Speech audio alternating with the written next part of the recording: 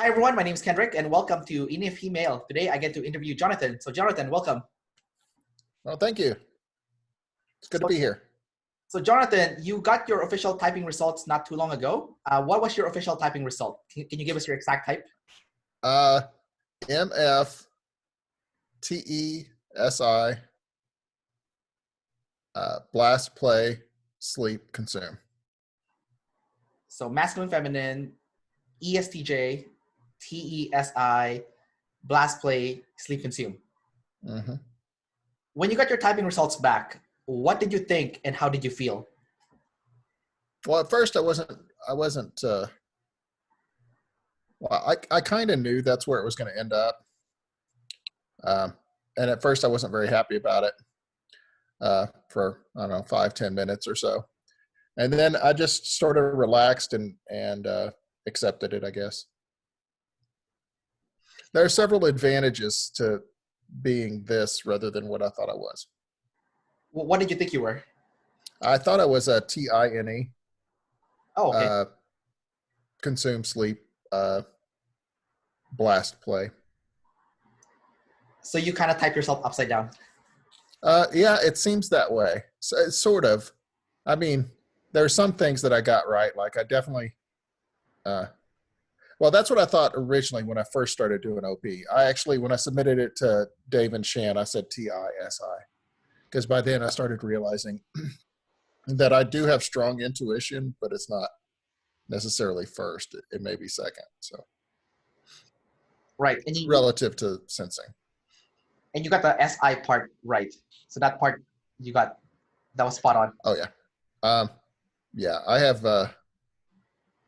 I don't have awareness of my surroundings enough to say that I have SE anywhere. Yeah. I'll say that. Gotcha. So in OP, you're pretty rare. It's really hard for me to find, EJs to interview usually, so. Really? Yeah. That's interesting. Well, like they say that EJs are the type that's least aware of their identity, right? So, and OP is all about identity. So there's the EJs are few in between. So when I get to interview one, it's a real treat because, you guys are rare. Well, and I can kind of see some of that. Like they said that EJ, that my particular type has issues with not seeing myself the way the world sees me. And that's totally true. Like I'm 6'4" and 230 pounds. So I'm a big guy. Yeah. And people will describe me as intimidating, but I was the small guy all the way through high school and got picked on. Really? So it's really hard for me to see myself as intimidating to anybody. I was always one of the weakest people in the room. So it is kind of weird how sometimes I think your self-perception gets stuck sometimes. Like, so. What's your class in high school where like they're all like 6'5" football players or something? Like how did you? I was tiny. I didn't start growing until my senior year of high school. I see. And then I shot up, and I didn't finish growing until I was about 26. Oh my God, that's crazy. Yeah, it's just weird. So it's like your identity is formed in your teenage years. Well, all my teenage years, I was the small guy who got picked on for being the nerd. Right. So, and what it is. Be a giant person later on. Right. Yeah, it's that water in Texas. I tell you what. That's weird. Well, where in Texas do you live? Well, I'm not. I'm in Oklahoma now. I moved up here for college and got married, and that's how you end up in Oklahoma. You come to visit, you get married, and you're stuck. Right. Right. So I'm in Oklahoma City. How do you like it? How do you like living there as opposed to Texas? Well, this may be a bad time to say it, but it's a little less racist. So okay. It's rather nice. So, I mean. Is it really racist in Texas? It was in the small towns I was in, yeah. Back then, because I'm older, I'm 45. So back when I was a teenager in high school, it was an issue. Yeah, absolutely. What about in the bigger cities like Houston or Dallas? I'll say this. Racism is easier to see in smaller towns, but I don't think it's any less prevalent in larger ones. So so my take on that is it's in larger towns, that people just hide it better. So in larger town, they're more passive aggressive about it, while in smaller town, they're blatant about it. Yeah. Yeah, I watched a guy get chased out of town. So. Oh my God, what was he like? What race was he? Like Mexican or something? He was black. No.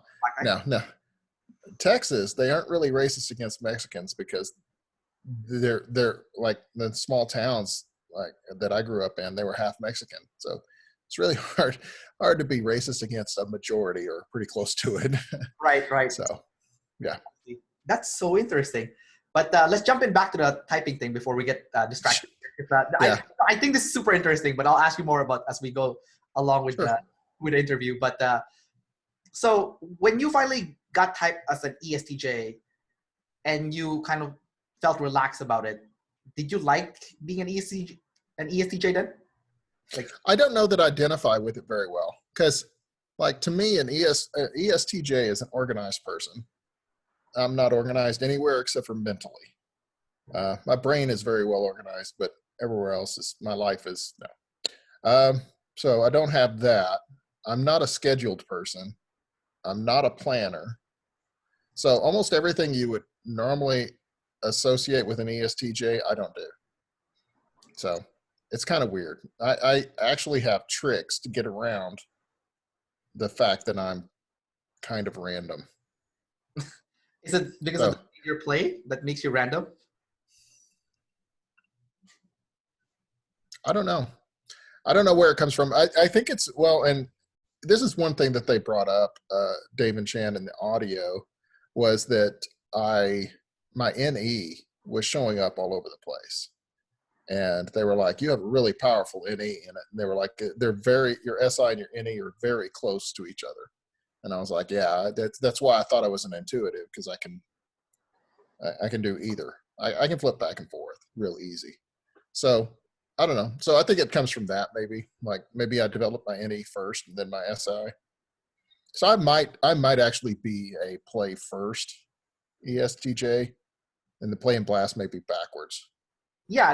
I was thinking that. So how did you end up being blast above play when your NE so good? That would only mean that you're play first then. You're double. I think the reason they said is I am able to, let's see, people have said that when I speak, I can take a concept and make it poetic. I have very strong language skills, so maybe something like that. But they really enjoyed listening to my audio and my voice. I don't know. I find my voice to be grating, so I don't know what they're talking about there. But yeah, apparently that they just saw blast because I'm able to just roll right into things and talk endlessly about any subject, really. That's the tough one because you could make an argument for both sides, right? So yeah. But I do have the play in the sense that, so to give you an example, my wife's play is pretty low. Right. So she will not pause and roll over you. And so there's like, when you're having a conversation with somebody, you look at them and then you pause to see if they're still listening, and then you continue, right? So it gives the conversation some rhythm. This is something that just occurs naturally in our conversations. Right. Well, she doesn't do that. So I do see that I have that aspect. So I definitely have higher play than she does. But, you know, I don't know. Yeah, because you're trying to see if the other person understands what you're saying or give and take. Yeah. And I've always felt that the main purpose of communication is to take an idea that's in my head and put it into your head right. as correctly as I can. Yes. And so that involves careful word use and social cues. So you're ST clear with your blast. Yeah, well, and ST clear is a funny thing for me because it wasn't, some of that's a function of being married to an ST person to me. So I think I've learned this over time, and I don't know that that's nature. I might be. So it's very hard when you're typing somebody who's older because their life experiences impacted things. So like I was an auditor for 4 years, and that greatly affected my ability to do detail work, because before that I could not. But you keep getting your work rejected and having to redo the entire thing, you learn real quick to catch the details. Yeah, do it right so you don't have to do it again. Right. And there is no anything less like for auditing, it has to be perfect. So it is what it is. You were in accounting work then? No, not accounting, IT auditing. Oh, I see, okay. So it's a little different, less numbers. Gotcha. That sounds like a NT kind of line of work as well. So yeah. It Yeah, I work information security. It's a bunch of nerds. It does sound like your play first. Like you are an NT person, you know? That's what it seems like. I think that, yeah, and that may be, and I don't know. I thought I was play last because play gets me into trouble a lot. Yes. Because I'll be playing around, yeah, and then somebody's feelings are hurt, and I will not see it, and I'll keep going. And I'm not real good at picking up on other people's feelings. I'll just say that. So. Gotcha. Okay. That's interesting. But that could also be NT, because people who are NT are not very SF, right? So when you're not SF, you're not very cool, and what you're saying is not very pleasant, because SF is all about being pleasant, right? So the only person who's ever described me as cool is one of my kids, and that was a long time ago. So no, cool is not something I do. I had a boss actually tell me, he said, John, you and I got one thing in common. If what we're wearing is in style, it's because it's rolled around to whatever we're wearing. Just one of those things. I think it seems like you are an NT person, and you mastered ST as you got older and got more life experience, especially being married to an ST person and being forced to be accurate with your auditing work. Oh yeah, and she's very well, she's sitting right next to me, so I'm being careful. She's very she's very particular, and so I have to be very particular with her. And so I and honestly, I guess my view of conflict is a lot of conflicts could be avoided with proper word choice. That's probably not true, but it is one of the things I do. So I try to adapt my language and my word choice to avoid problems. But I really think she's reading a vibe off me and responding to that, but she denies that too. So. Do you think that's your feminine TE at work, because you're more careful with the tribe? You're kind of tippy-toeing to make sure that no one's offended, and it comes out softer whatever you're trying to dictate to the tribe? I always thought I was TI. So this thinking of myself as TE is changing some things. And I think it's probably accurate because like when people were typing me before I got officially typed, they kept saying, I see FE. And I think they were saying feminine TE, because feminine TE is not something you see from a guy very often, right? Something like that. Not from a Texan. Not from a big dude. Yeah. But I am like, to me, logic always had to, like, logically always has to take in new information. So I always have to be open to whatever somebody else is saying. And I have to be willing to question everything that I already think. So it's always malleable to me out of necessity, because we're all subjective, right? And so I was constantly looking for, is my thinking correct on this, or do I need to correct it? So I don't know, maybe. But I can be pretty aggressive with my TE also. What I don't do is tell you what to think. I'll tell you what I think. Yeah, well, if you ask. I don't volunteer that, but I don't typically tell other people what they should think or what the proper way to think is, because I don't know what it is, right? Would you say that might be your masculine FI, because you're more punchy and more direct with your identity? So you said that you're more likely to tell people what you think, but you're not going to tell them what they think. So maybe that's your internal decider that's trying to speak there, and it's more aggressive and more masculine. Yeah, I think so. And I'm very good, very calm, very peaceful person, very patient person, unless you offend a value. And then you get a different kind of me. And then I can get super aggressive even with my TE, I think. So if FI is fueling it, the whole stack's on fire. You can forget about it. It's going to be a fun encounter because you get every iota of my brain headed your way. Yeah. So Jonathan, the interesting thing is we both have the exact same functions because ENFPs and ESTJs have the exact same functions.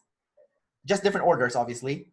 And because we're both masculine and feminine, our functions and animals have the same sexual modality to them. So when you said that you're normally a very calm and peaceful person, unless someone offends your values, then you're going to see another side of you. Your other side of you, your inner world, is double masculine. And that's the aggressive, powerful side of you. And that doesn't come out unless triggered. So can you talk about your double masculine sleep, your SI-FI combination, and what it looks like when it comes out? I could tell you a story. Yeah, let's hear it. So when I was in high school, let's see, this would have been my sophomore year in high school. I can tell this because of other details related to it. I'm really not that good with time. But my sophomore year, and there was this girl who sat in front of me in English class, and I had a crush on her. And uh-oh. I'll tell Linda. Well, the odds are she'll never see this. Yeah. Anyway. But this guy was sitting next to her. He took a wooden dowel rod and basically shaped it into a dildo, right? And he gave it to her. But this is, little tiny dowel rod. And he gives it to her, and he's like, I know you're a slut. You can use this or whatever. And this offended me because you don't treat women this way, right? And in high school, I was silent. I didn't talk to people. I was kept to myself. Well, because I was getting physically assaulted. So you didn't intervene in other things because and this encounter actually led to me getting beat too. But he does this, and I just look over at him, and I'm like, you can't be serious, right? Did you model that on your own penis? Because that is the smallest penis I've ever seen. Is your penis really that small? And he just starts turning red. And she's over there laughing now. And now it's become funny. And anyway, so that's what you get. You get this sort of aggressive, logical, super logical hit. And and what's worse is I have the ability to just see your vulnerability, what it is you're insecure about. And in that moment, that's coming out, and I'm hammering it. And let me tell another story. So I'm at work, and there's this guy, and he just keeps calling me a racist. And having grown up and seeing that, I'm not a racist. But this guy's decided that I am. I finally asked him one day why. He said, because I'm white. I'm like, oh, I'm automatically racist because I'm white. What is he? What race is he? He was black. Okay.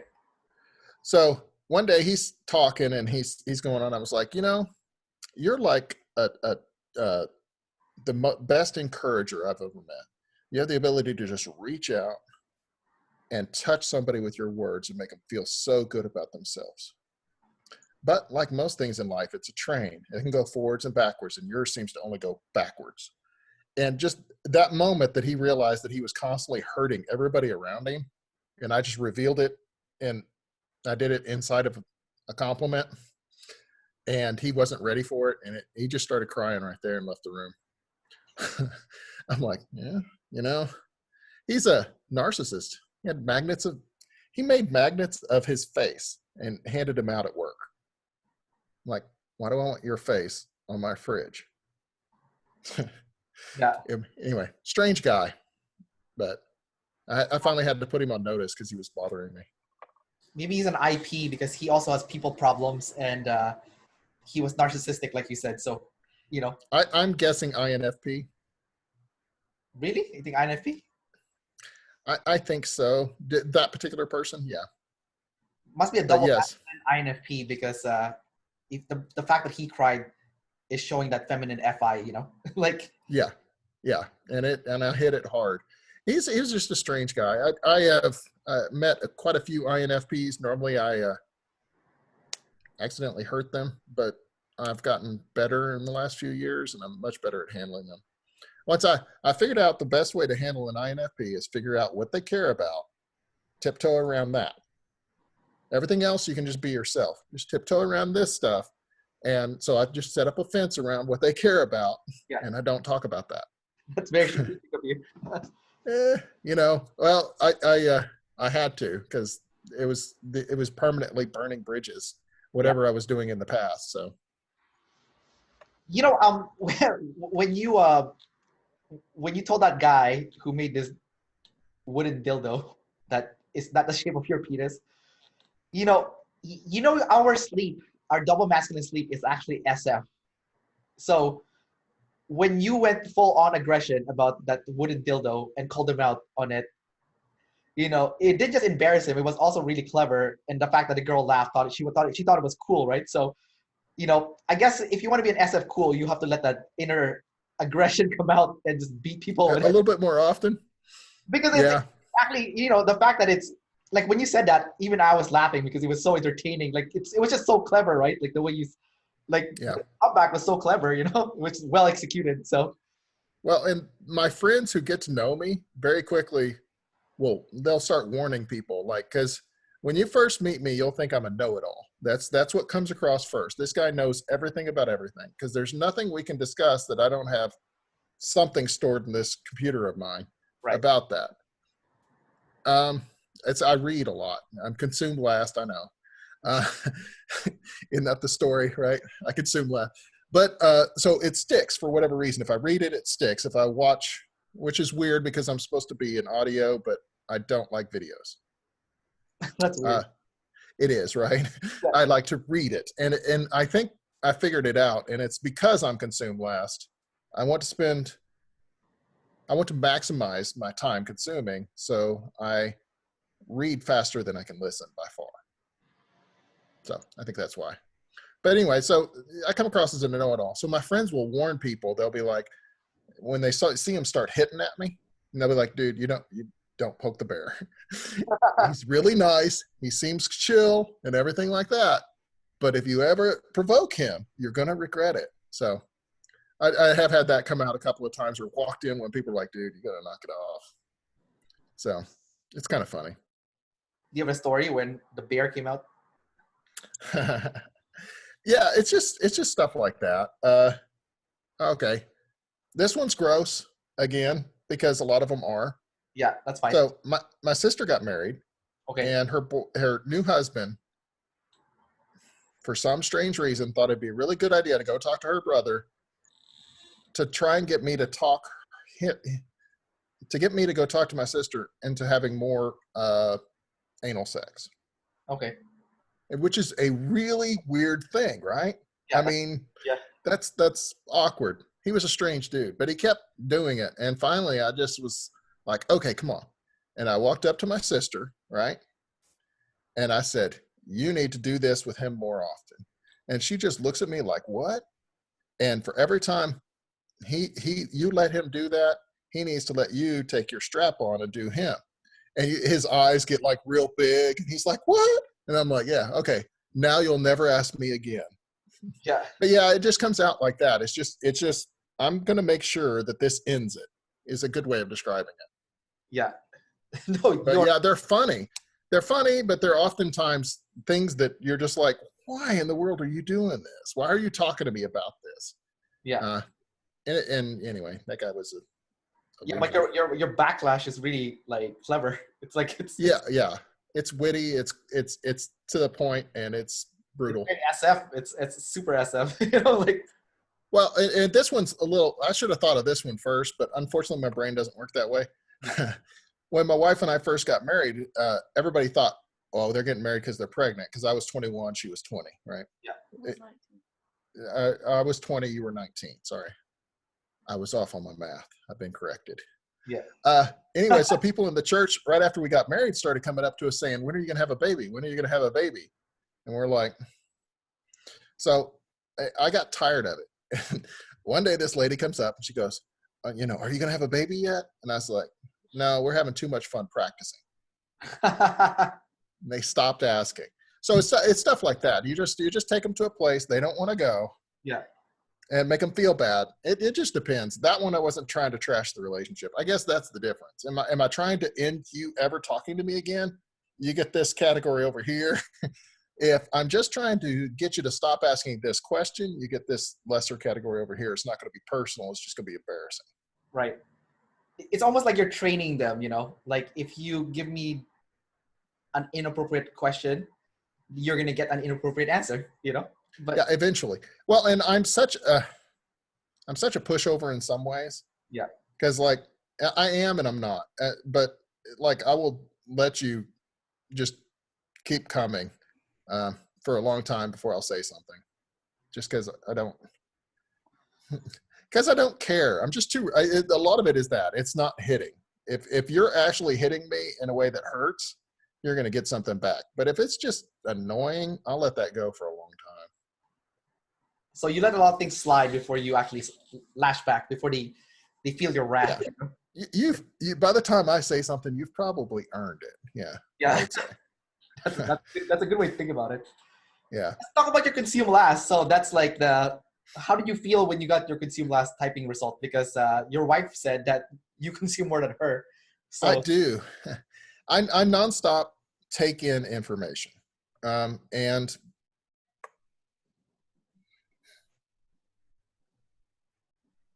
I've always felt like that was my role or something, was to have information.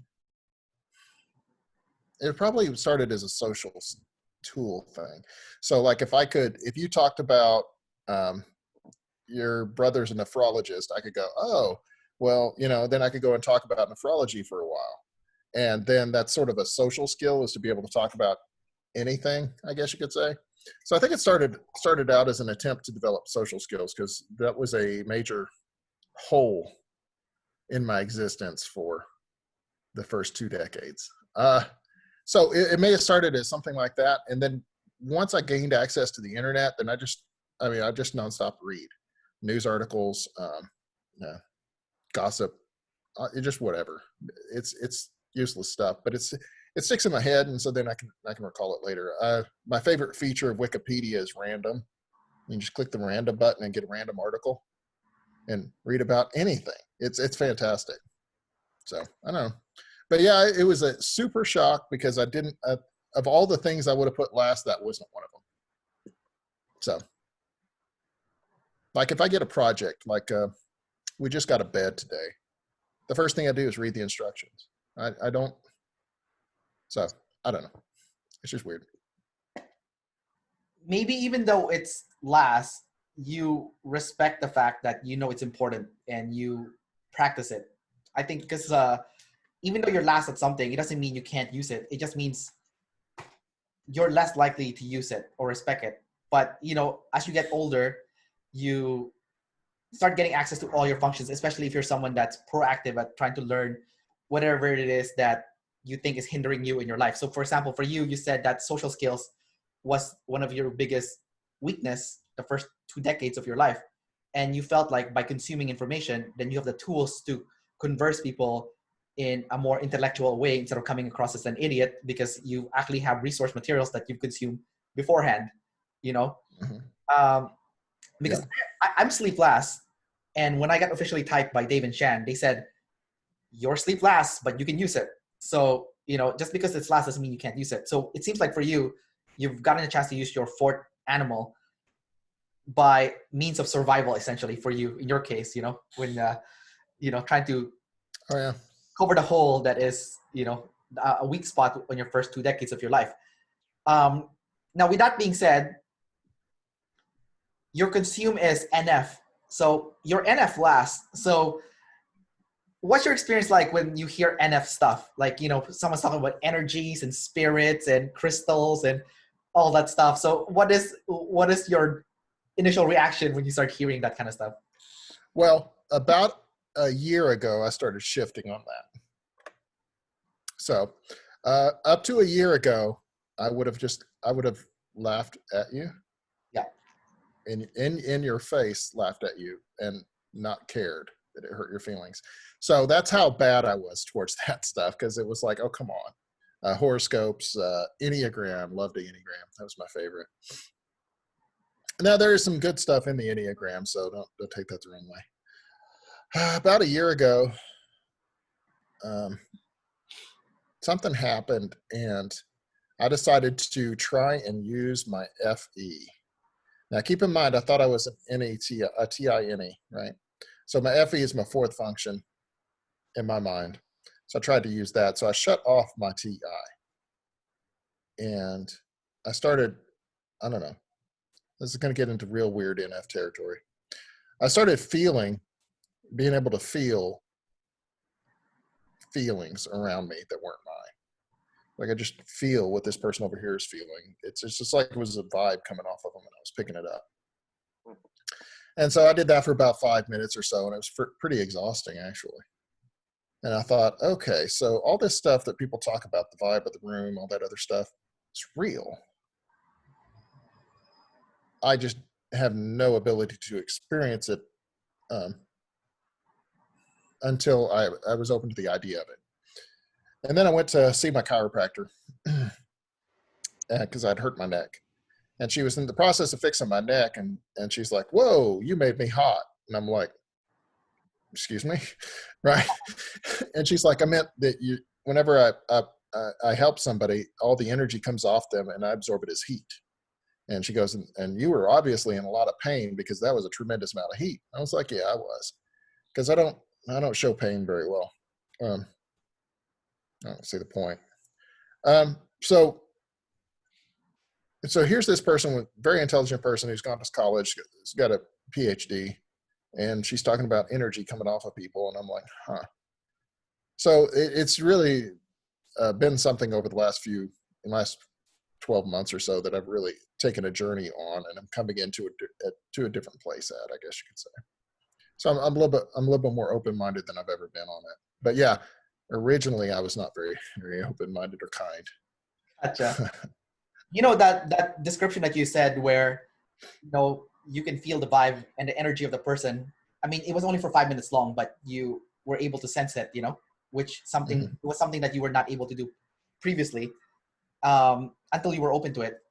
I think the funny thing is, for me, that's kind of the default state. Like, I'm always absorbing people's emotions, and I think it's super annoying. Like, I want to turn it off, Like, I don't want to feel what you're feeling, I don't want to. But it's on 24/7. So I'm actually trying to do the opposite. I'm trying to block it, because I'm using my NE to kind of absorb people into my FI. Like, I'm kind of absorbing your FI essentially. And it's like, I know it sounds kind of crazy, but like, with that NE in the FI, that's exactly what I feel what's happening. And I think it's super annoying, like. Well, I could see that, because to me, it was overwhelming, because to me, emotions, there was like 4 emotions. But it's more nebulous than that. Yeah. And they were coming in all at once. And I'm used to experiencing emotion one at a time. You're right. And experiencing more than one emotion at a time is very confusing, very hard to process. So I can totally get that. And I think, honestly, the best state is probably in between the two of us, where you're picking up some of it, but it's not so much that it's overwhelming, or you're picking it up on a lower level, something like that. But is what it is. I do think that there's a whole lot of communication that occurs in forms that we don't understand, or that only pieces of us understand. Well, from what I read when I was studying this, it's not really energy that you're sensing per se. It's just the vocabulary that we're using. But essentially, as humans, we have a lot of microfacial expressions that we're producing at any given time. And, our naked eye cannot see it, but our brain can. It can pick it up. So, that's what vibe is. It's just those micro facial expressions and body language, essentially. That's a piece of it, but also dogs can smell fear. So somebody who's experiencing fear is emitting a smell that is detectable. And humans could detect it in theory. That's fear. That's not talking about lust. Some of the other things that are very, very pheromone based. So there is a smell component to it as well. And I also think there's an audio component, like changes in the micro changes in the wavelength, maybe something like that in the voice we're detecting. So to me, it could be at least 3 senses. Well, yeah, I'm pretty sure it's a combination of all those stuff. But Yeah, because you can listen to one music and then it can change the way you feel, right? Like, let's say you're listening to like a really sad music and you feel like sad. Well, not me, but I'm sure it does you. For me, music has to match my mood. Yeah. Or it creates a dissidence, and it's like nails on a chalkboard, and I can't handle it. So, Oh, so no, like if I'm sad and happy music is playing, I'm pissed. Yeah. So, no, that makes sense. I get what you're saying. but I can slowly change my mood with music. I just have to do it slowly. Right. You were saying earlier about the Enneagram too, which is quite fascinating because they were actually trying to scientifically accredit Enneagram. Mm-hmm. And, they're in like the early process right now, so I don't know where they are. I have to go read up on it. But when I looked it up before, it turns out that there's 9 different Enneagram types, right? And they based it on the chemical balance in your body based on the dopamine, serotonin, and norepinephrine. And so you could have high dopamine, medium norepinephrine, and low serotonin, and that would make you a specific Enneagram type, you know? That's why it seems like the Enneagram seems legitimate. Like, I know it sounds like horoscope at first, but then when you look deeper into it, you're like, yeah, I do see that, like this person's a type 2 or this person's clearly a type 3, and that's why I think it's kind of complementary with objective personality, because objective personality is more like communication style, right? While the Enneagram is more like motives, right? Like if Motivations, if you're type 3, you're more like an image-oriented person. Like status is going to be your number one goal in life, Right. Well, like when I was looking at the Enneagram, my takeaway from it was that, so like Myers-Briggs was over here and it covered stuff that was fairly static. And to me, the Enneagram was more movable in the sense of like, I think I was a 5 or something. So you could go from say a 5 to a in between the 5 and the 6, or a 5 between the 5 and the 7. You could sort of move to a more favorable position over time, and that's kind of what I want to take away was from it. But it seemed to me to be all motivation, which is not going to be genetic in any way. I wouldn't think, and I think it would largely be nurture based. So, right.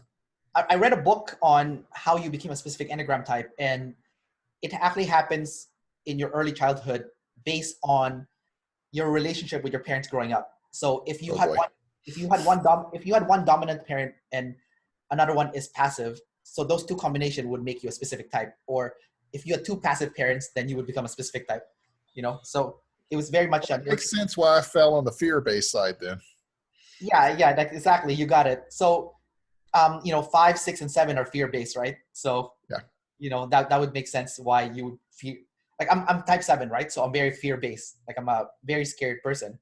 And what I avoid is the negative emotion as a result, type 7. Now, when I took a deep dive on the Enneagram, how did I become a type 7? Well, I became a type 7 because when I was a kid, my mom locked me out of her bedroom when I was 3 years old. And I was banging on the door trying to get in, and she wouldn't let me in. So I ended up having to call my grandmother to get her to come over to our house and force my mom to let me in her room. But the moment my grandma came to our house and my mom finally let me in the room, I realized that no one is going to love me. My immediate parents don't love me, and that I have to love myself. And as a result, I became a type 7. And type 7 is all about being self-centered, about, loving yourself, because you can't trust love from other people, and that's how you became a specific type, essentially. I'm surprised I didn't end up that way, dude. What's that?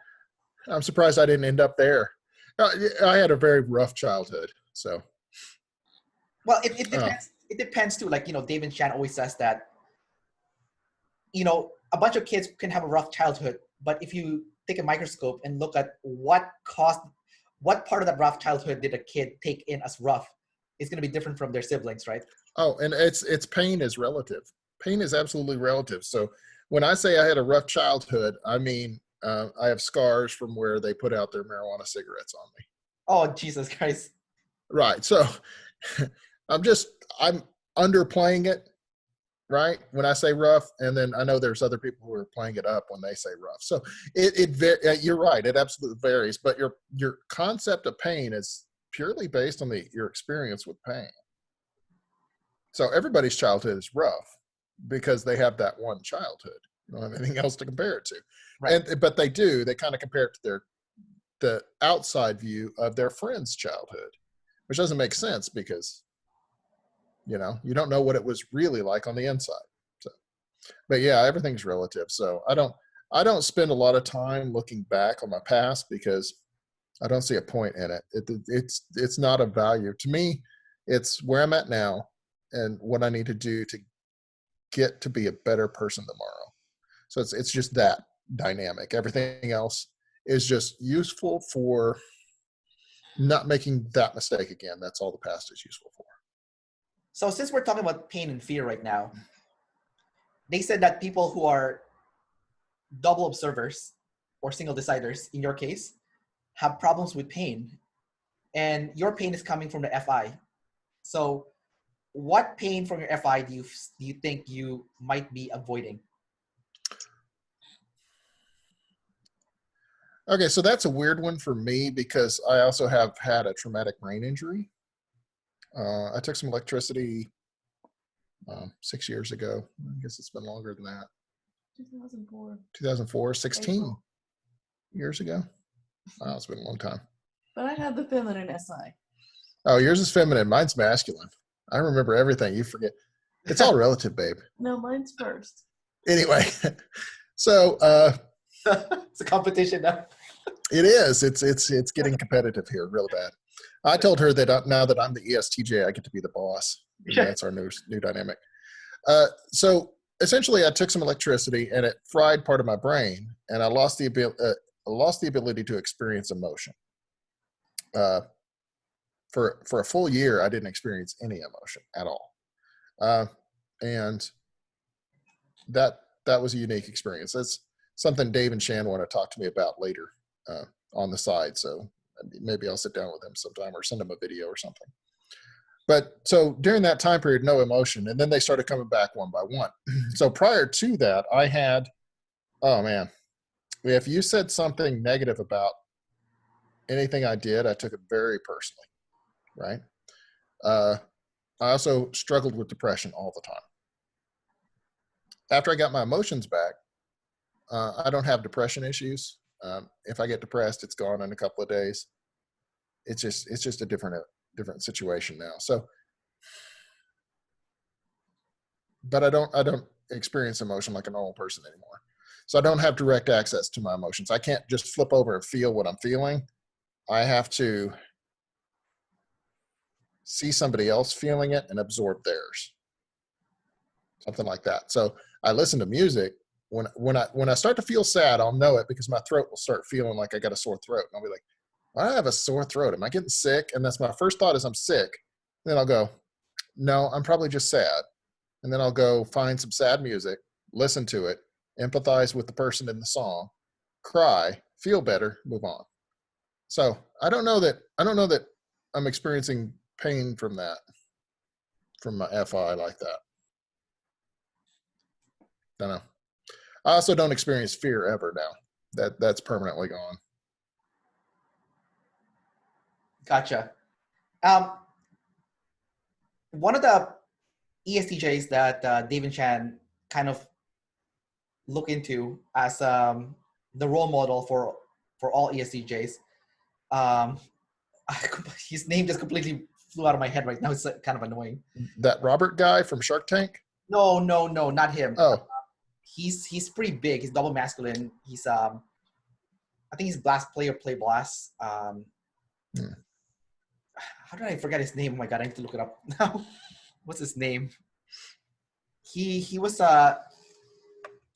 anyways, his name will come back to me in a bit. But basically, one of the things that he said was he was double masculine, and everyone has always thought he was the most confident guy in the world. And then during an interview, he said that he feels very insecure, and that the only way he overcame it was keeping the promise that he made to himself. So, do you feel like as an EJ that you had troubles with insecurity growing up? Was that something that you dealt with? Oh yeah, totally.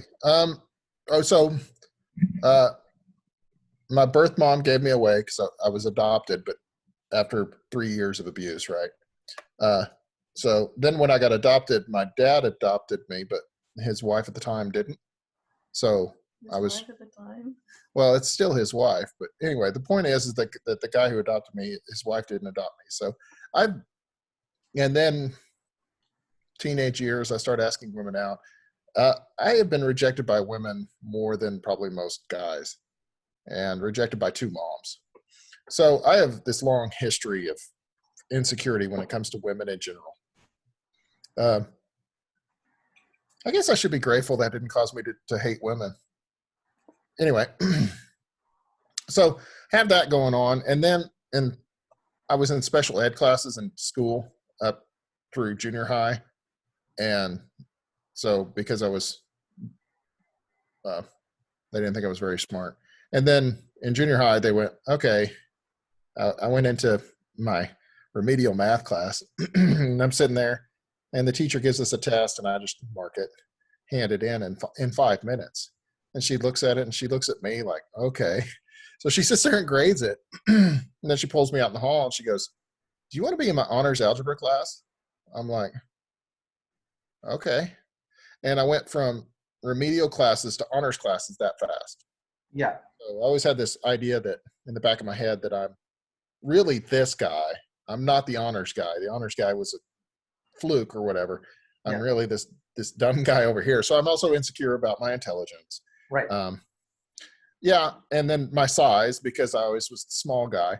You know, you got all these things that kind of, but yeah, I would say I was a bundle of insecurity. And so outwardly, I'm very confident. Inwardly, I'm not. So I think that's a pretty good description. As you got older, though, did you feel like you came more into terms with yourself? Like, have you accepted yourself more, and that insecurity have gotten less, or do you feel like it's, just as bad as what it was when you were a kid? Well, one thing, it's a lot handier being married, so you don't have to worry about women rejecting you as much. Yeah.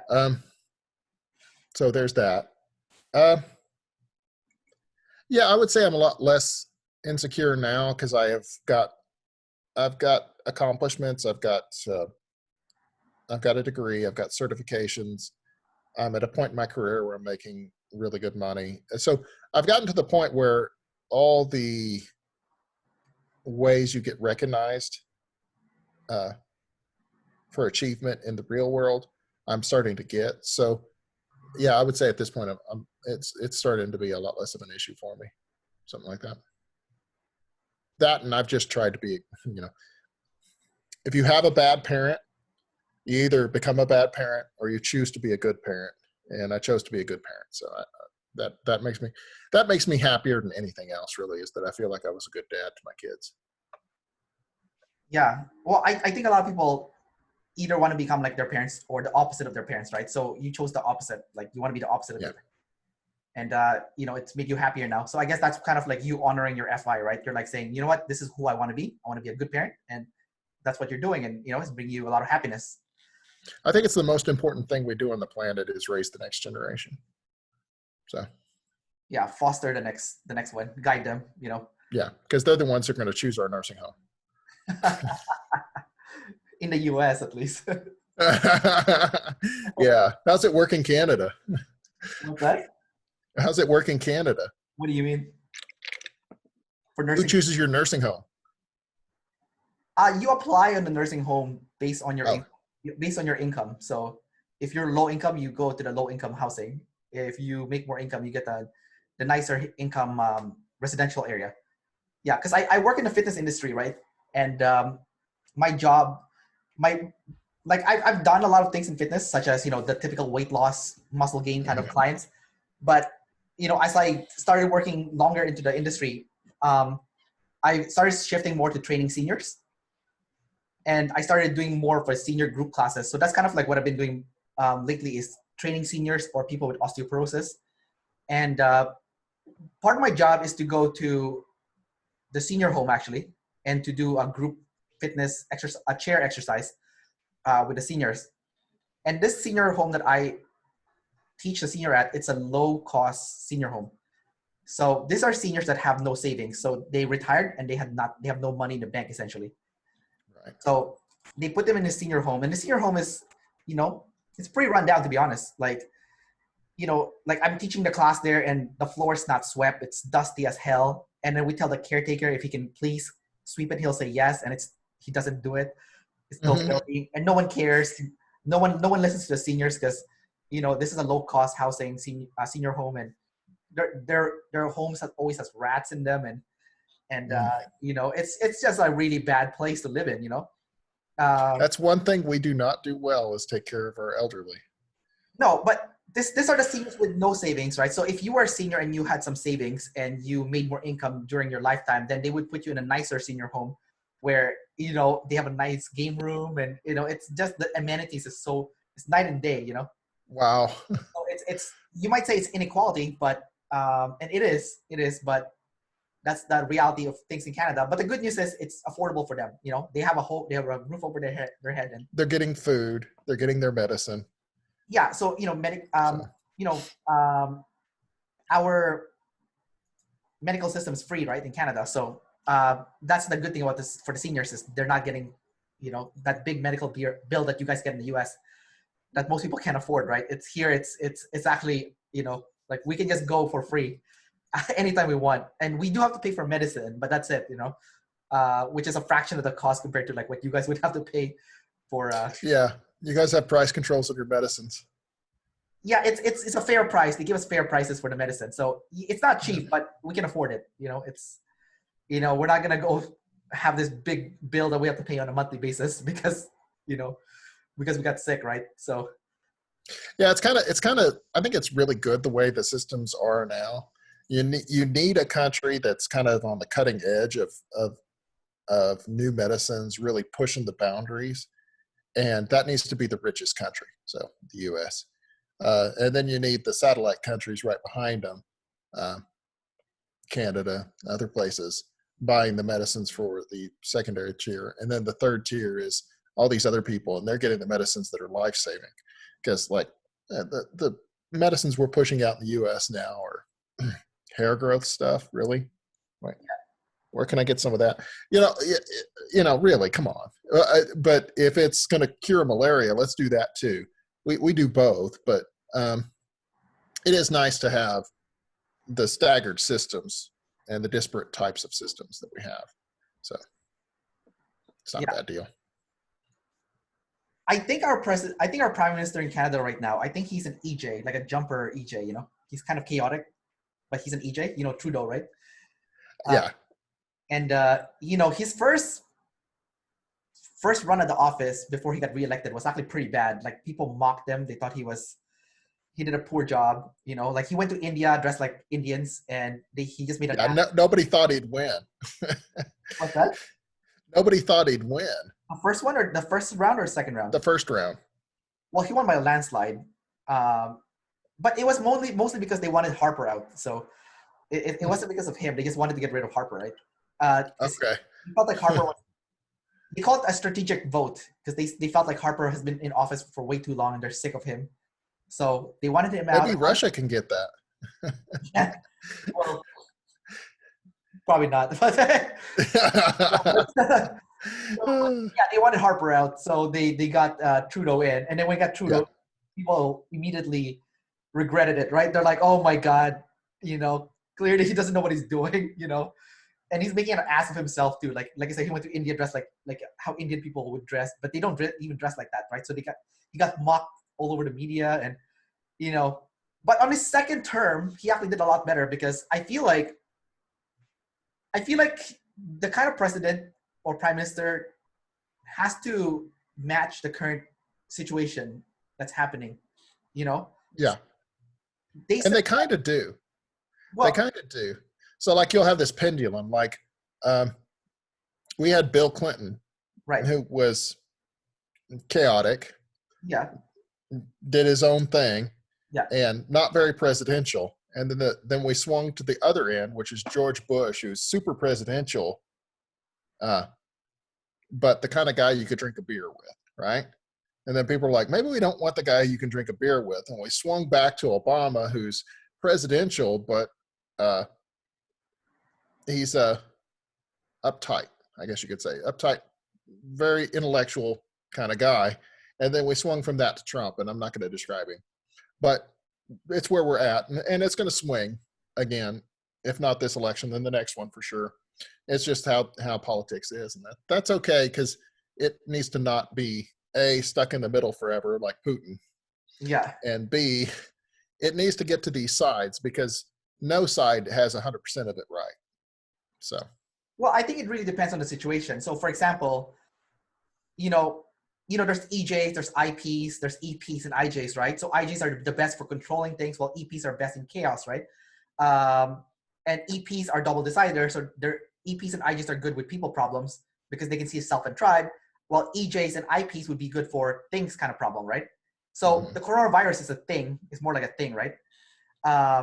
So now that Trudeau is the prime minister, he totally handled it with finesse, like you guys did great. The moment that COVID hit, closed all the borders, prevented all the flights from international places from coming into Canada.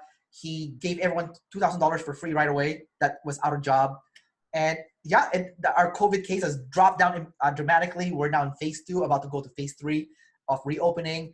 BC, where the province I live in, British Columbia, we have record low COVID case, even though this is one of the bigger provinces in Canada. They really just handled it really well, Yep. In the US, you have Trump, who's an EP, right? He's an ESTP, and he's chaotic. And then now you're in a chaotic situation. So this person who's chaotic is not meant to deal with a chaotic situation, right? But then you're just making it more chaotic. Yeah, it's making it worse. Now, having said that, the way we're arranged, he can't do anything. All he could do was the flights. That's all he can control. Yeah. Everything else is left up to the governors, the way our power is established. And so, like, you have Oklahoma, we just passed phase 3 and we're reopened. Right. So that's Oklahoma. Texas is not. So each state handled it differently, and it depends on the governor. I don't like our governor, but he did a good job. So, just different states are doing different levels of jobs. And so you can't even say the U.S. is, it's night and day between Oklahoma and New York. Right. But keep in mind, Trump also said to tell people to drink bleach, right? So, and people did drink bleach, right? So yeah, okay. Yeah. But he is an entertainer. He is. I don't. He was a professional wrestler, and he had his own TV show. Yeah. I don't have a high bar here. So when he says stuff, I'm like, is that entertainment or is it real? 90% of the time, whatever comes out of his mouth is just pure entertainment purposes. Yeah. And you're like, this is what we elected. He's an entertainer. So was it funny? Yeah, it was actually a little funny. Yeah. Okay. Wow. That was a waste of time. I don't even watch his press conferences anymore, because it's just like, it's just going to be a joke. Yeah. But in Canada, we also have different provinces. So we have different governors for different provinces too. So like Ontario and Quebec is doing really poorly in Canada right now because they weren't following the social protocols, right, that they set out. So, it depends on. Oh, so you guys, your controls are set up by state also? Provinces, right. Provinces, right. So like, for instance, when my sister came to visit from Florida in very early March, we had shut down everything, and she was still able to get a haircut. And I'm like, whoa, haircuts, that should have been the first thing to go. So different states responded at different speeds too. It is what it is. So I don't blame him necessarily for what's happened in the US. This goes back to the big problem of childhood that we talked about earlier. He's the president during this. We don't have anybody else to compare it to, right? We can go back to the Spanish flu. That was the last big pandemic, in which case we're doing great. comparatively. So we don't really have anything to compare it to. We have a whole lot of what ifs. Right, right. So. Yeah.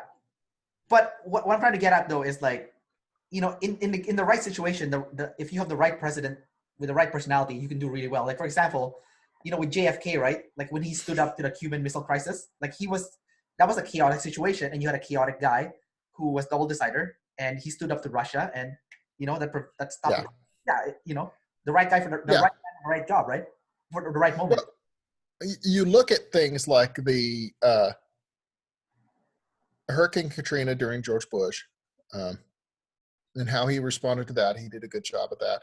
So I do think there's something to that. Like there are certain personality types who are just better geared for emergencies, and then there's personality types who are better geared for the day-to-day, and getting things done and the crazy nature that is, because it's not just Trump who's crazy. It's every one of our elected officials. They're all nut jobs up there. And I'm like, this is not at all what we should be doing. We shouldn't be electing these people, but we do. So, well, it's three parties maybe. Well, it's tough because you guys have a two-party system, right? So it's hard. Yeah, it's this loser or that loser is our choice every election. I mean, it's just terrible. Like Hillary versus Trump, like they're both terrible. Like, you know, like Hillary's the butcher of Benghazi, right? You have a murderer versus like a liar sociopath. So like, you know, like there's two thoughts on why she lost the election, because it was hers to lose. One was she had a voice that sounded like everybody's ex-wife. I'm like, that actually makes sense. But my thought is this: we knew that Hillary Clinton lies, and we knew that Donald Trump lies. So we have a choice between two liars. Right. Hillary Clinton lies to get out of trouble. Trump lies to make himself look good. Well, those are easy to detect.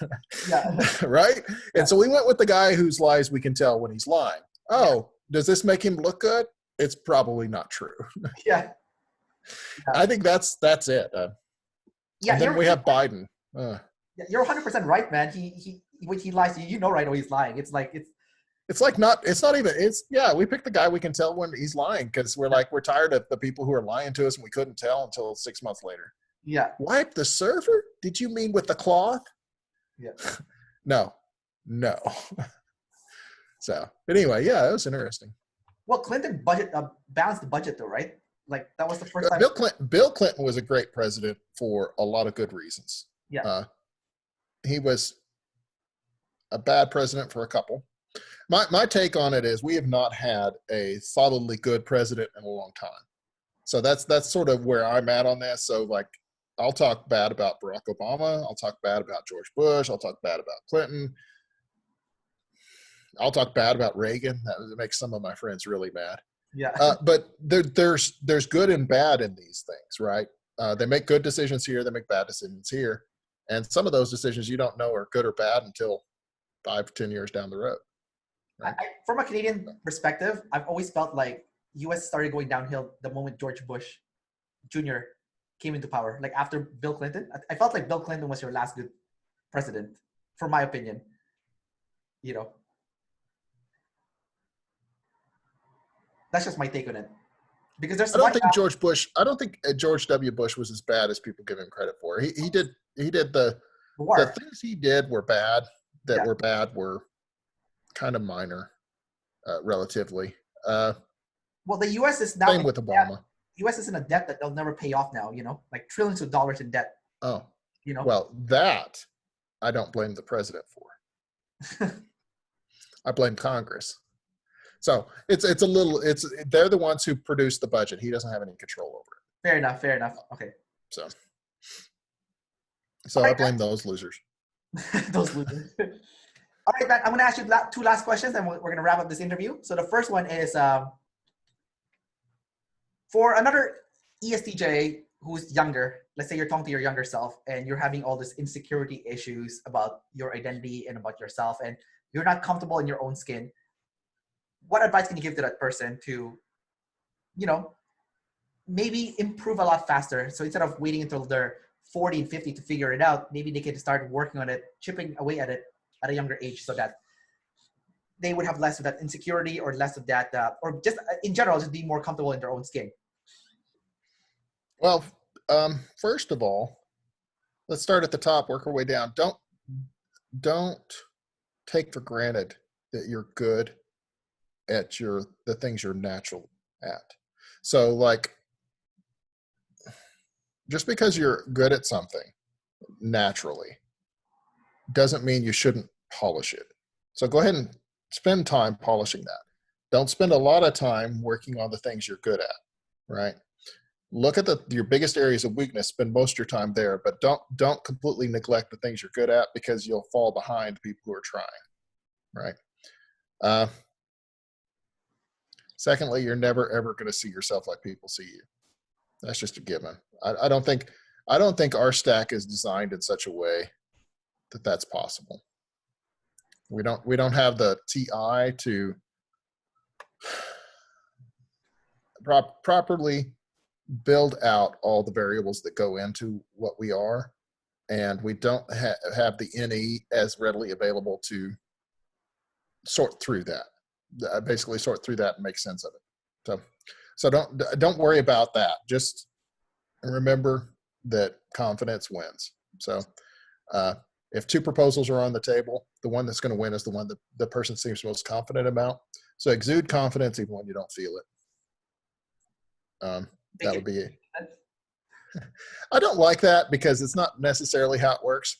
The big one for me that's been a change that I've done for the last 6 months or so is I used to spend time researching, learning about something, thinking about my approach, how I was going to do it, thinking about all the things that go wrong, how I would address those before I'd start a project.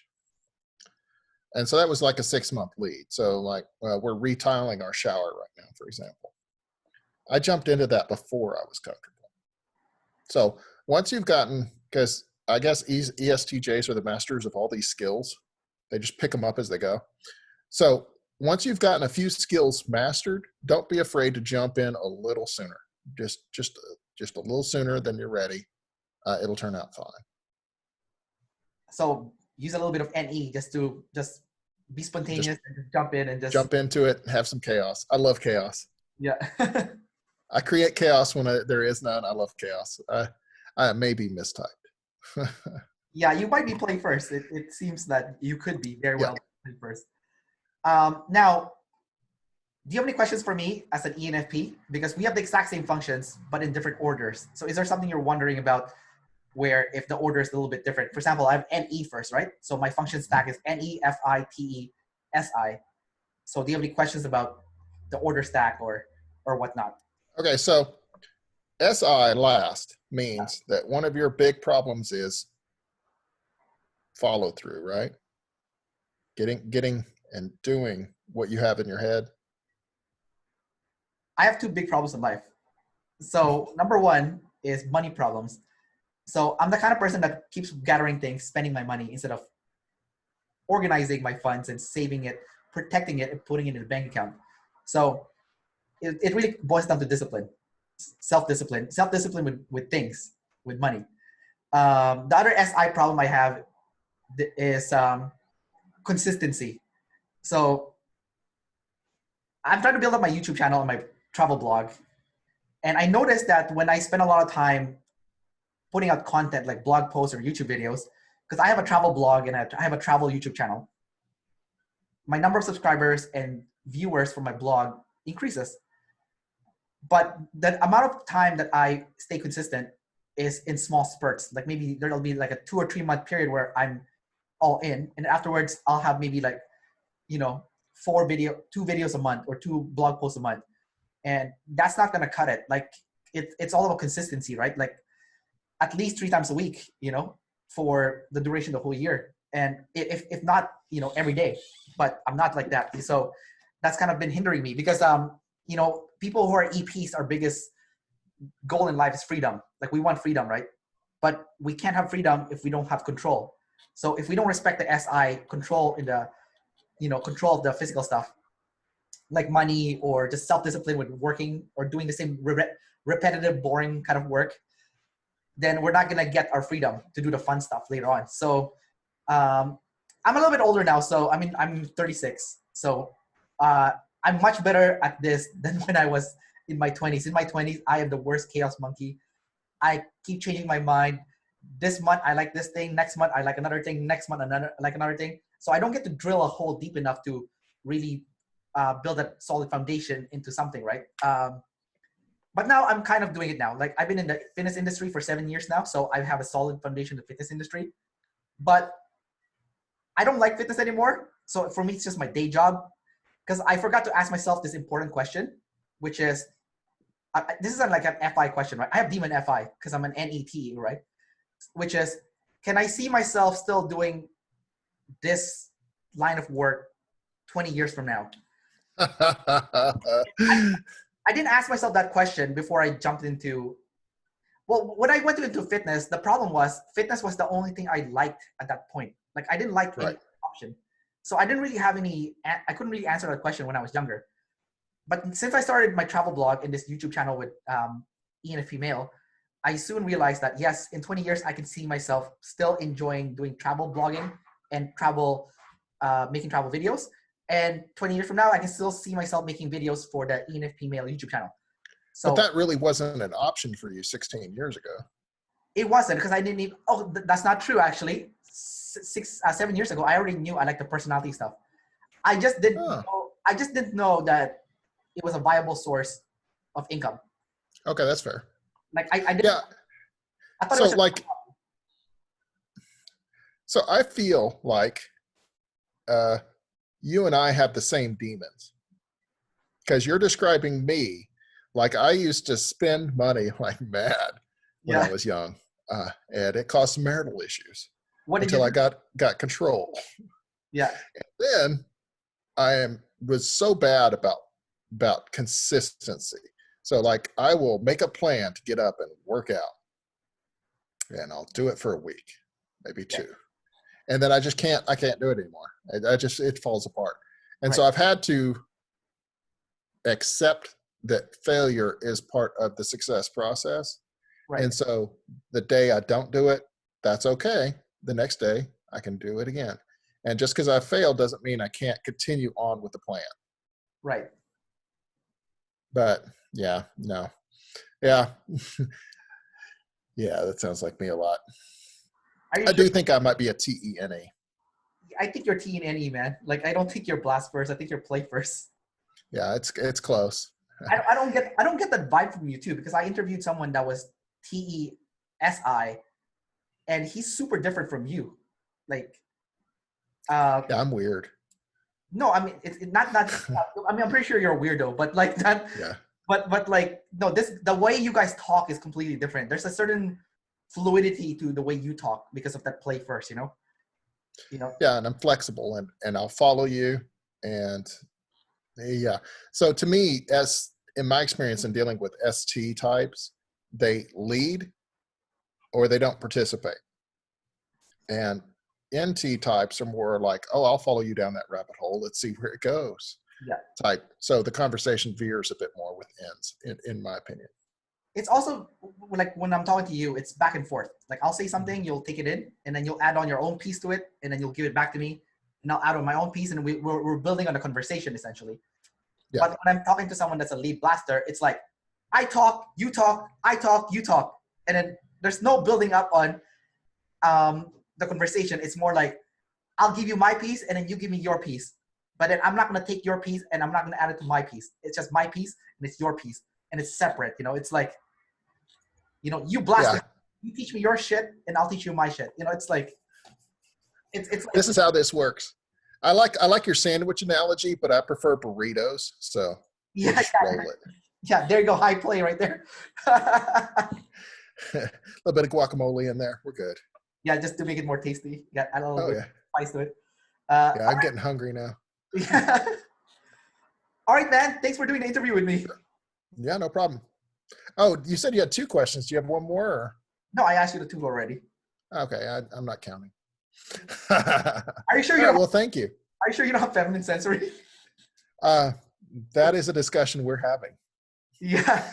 Okay, that's really interesting. I really think you're playing first. Maybe David Chen should watch this interview of ours or something, or at least bits of it to see. I kind of think they do, to double check afterwards to see. I don't know. We'll see. I don't know. Consume last, Dave probably doesn't. Yeah, probably. All right. So, I'll say bye to everyone. So bye, everyone. And thanks again to Jonathan. thank you. All right. And